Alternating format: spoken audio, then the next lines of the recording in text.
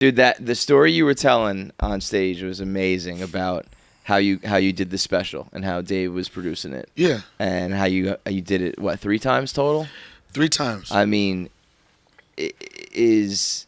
was that like frustrating, or were you happy to do it every time? No, or because you had done it and you were happy with it, right? Yeah. Like that's where it started. Yeah, You were like, I'm good, yeah, right? of course I was frustrated because like the first time I did it, it was right at the end of the pandemic. You know what I'm saying? And it was even hard to try to find a venue that would even hold us because everybody had these rules where we found this spot, Sure. Yeah. and the frustration came from like me thinking, not thinking, knowing I did the best I could do in that moment. You know, and the first one, he said he wanted to can it. And I was like, why did I go from a standing O to going crazy to you want to can it? And he said, Donnell, I can put you in front of any audience and you'll rip it. Doesn't make it a great special. And he saw a bigger picture. And he's always said, out of all the people that I'm producing, that yours is the most anticipated, not because you're the funniest comic, but because the relationship you have with the show. You know, it's like, and I knew that to be true because when I tour with him, right, and I do my own stuff, right, but it's nice balance. Yeah. And when I tour with him, like when they do my intro, they'll say like, you see them on HBO's The Corner or The Wire, and you hear the crowd like, Yeah. you seen him in Spider-Man 2. But the minute they say, but you fell in love with him as Ashy Larry, like, Goes nuts. you was there. Yeah. Whenever they do that, Yeah. you know, and that's what he was trying to get. I guess that's what he's trying to get to please those people. You know what I'm saying? Yeah. And one thing about a special, sometimes you think you ripped in the room from like people that could see you, whatever, but that don't mean it's going to translate on camera. At home, yeah. It's Yeah, totally you've seen different some vibe. sets, like Yeah. I've seen people perform where in that moment they ripped it, but then when you watch it, it's like, and it's a tough thing. I don't care what nobody says.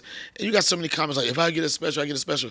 Half of y'all motherfuckers, when they say action, you're not going to know what to do. You know what I'm saying? It's one thing to be in a loose, comfortable environment like a club where you know nobody is looking at you. It's another thing when you know you're doing something and it's Netflix execs right there. It's a person that could scratch it. You know what I'm saying? That pressure, and then you also looking at everything other comics had done. You trying to compare like, oh, I need to do this. And with this special I just did, I got a compliment or comment. Someone said, "That's the most Donnell I've seen Donnell." Like who I am in a club environment kind of translated with the special. Now, when Dave's saying we want to can this one, shelf this one, whatever it is that because of your performance, your energy in the room? Were you adding jokes in between? No, what like it was he said, I was like, okay, you got to explain to me. He said, I've seen you do these jokes better. Okay. Right? So you weren't changing jokes. I wasn't changing jokes. And I was like, Dave, I've seen you do jokes better than what you've done on specials. You know? And I said, in that moment, like, it's hard for you, like, what did it represent right there? You taken away from you ever seeing me. You take away from you know that a certain way I can do it. Does it still translate as funny?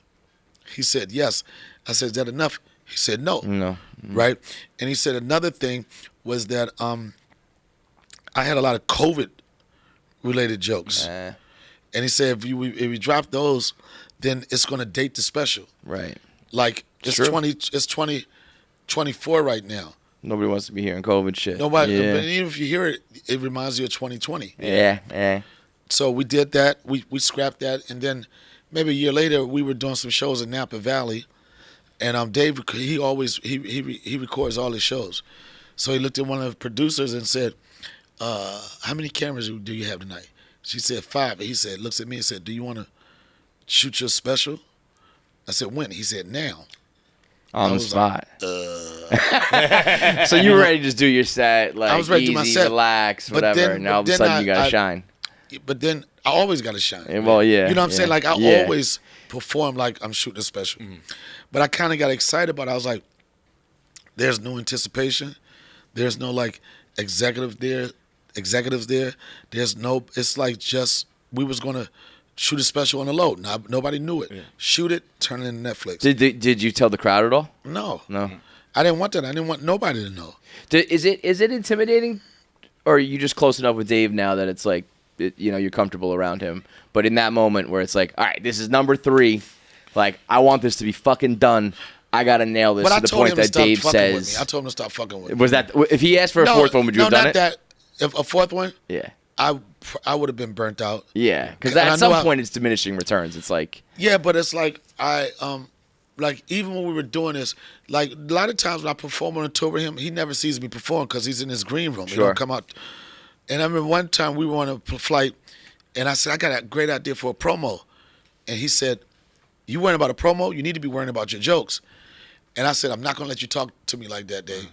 I said, if you would come out your green room, or if you would watch the tapes or the video, the footage that I showed you or sent to you, you would know how insulting of a question that was to me.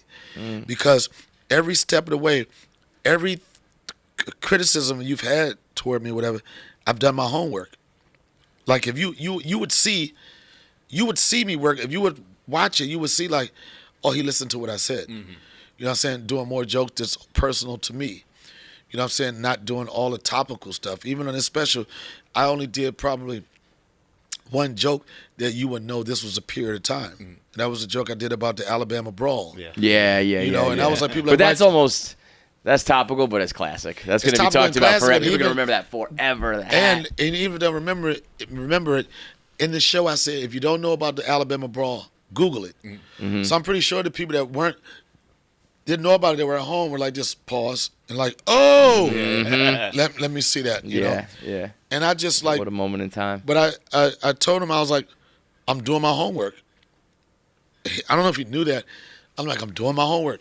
And then when we did it in November, you know, the other day he was like, man, you know, he said, don't let negative energy get into your head right now.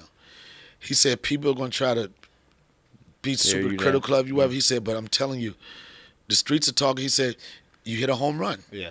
You know, he said, you hit a home run and one bullseye.